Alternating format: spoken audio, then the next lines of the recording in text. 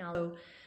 We think there are major deflationary forces evolving in the global economy now, and they're fighting this notion that all of this monetary policy ease throughout the world is going to ignite inflation. Well, we believe that point of view is going to be in a dueling match with the two deflationary forces. One is good deflation and one is bad deflation. So the good deflation has to do with technologically enabled innovation. It is deflationary by nature. It rides down cost curves, gains efficiency, gains productivity.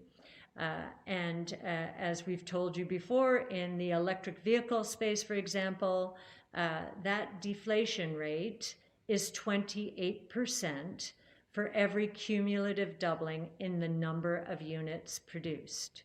And we're only at 2.2 million units of EVs right now. So think about that, 28% for every cumulative, and it's not going to take long to double that 2.2 million units.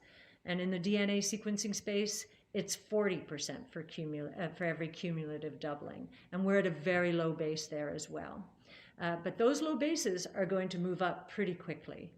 We think electric vehicle sales will move from 2.2 million to 40 million, almost a 20-fold increase in the next 5 years. But they're at a low base right now, and they will only begin to impact economic statistics as they scale during the next few years.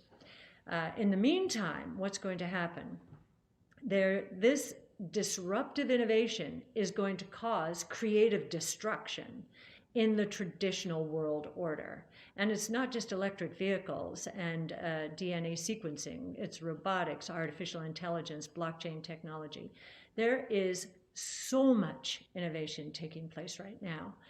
And I don't think that investors appreciate how these S-curves are feeding one another as these innovations converge. The best example of that, we believe, will be autonomous taxi networks, the convergence of robots.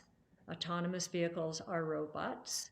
Energy storage, they will be electric. That's going to be the cheapest form of transportation.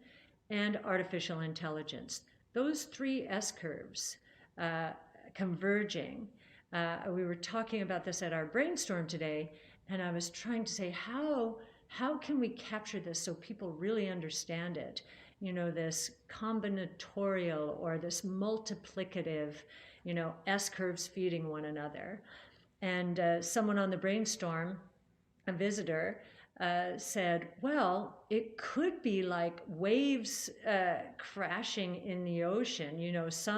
Some ships will be elevated, others will sink.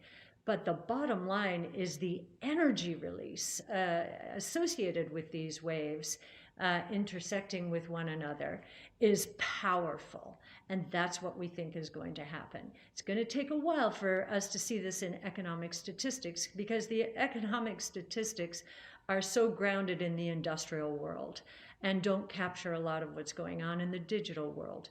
But they will as the revisions take place over time. So that's the good deflation, powerful deflationary forces. The bad deflation is associated with what I just mentioned. These the disintermediation and disruption to the traditional world order is going to put a lot of companies at risk. Now, a lot of companies who thought they were steady eddies, and nothing really would ever change, whether it's in the financial services sector or the auto and auto-related sector, maybe the rail sector, almost any company associated with the internal combustion engine and suppliers around. I mean, this is a massive part. These are massive parts of the economy. Many of those companies have, because of shareholder, maybe the short-sightedness of shareholders, have adopted short-term time horizons themselves and catered to these shareholders. They have consistently leveraged up to buy back their shares and pay dividends. Now, we're seeing the result in formerly blue chip stocks. GE is one, IBM is another. There are going to be many more of these. Many are highly leveraged because they didn't understand how quickly the world was going to evolve. In fact, their time horizon wasn't 5 or 10 years. It was 2 years or until the end of the CEO's term. What's going to happen now, we believe, is they are going to be forced to cut prices in order to service their debt.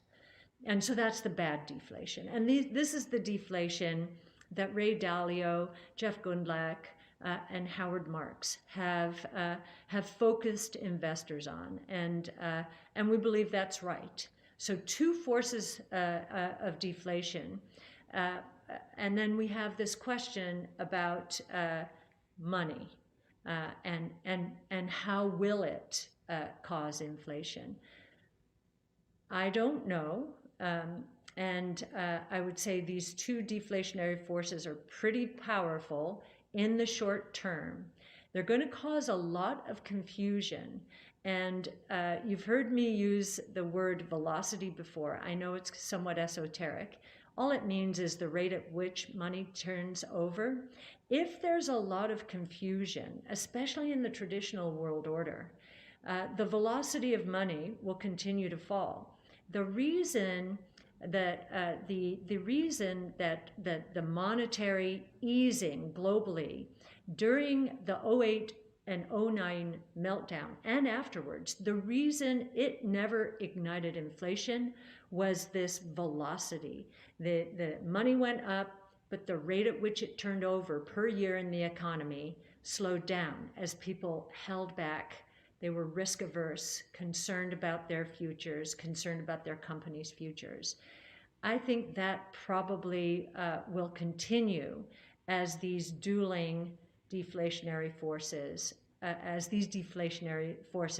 good and bad, duel with not duel with one another, actually are on the right side or the same side and against all of the monetary ease.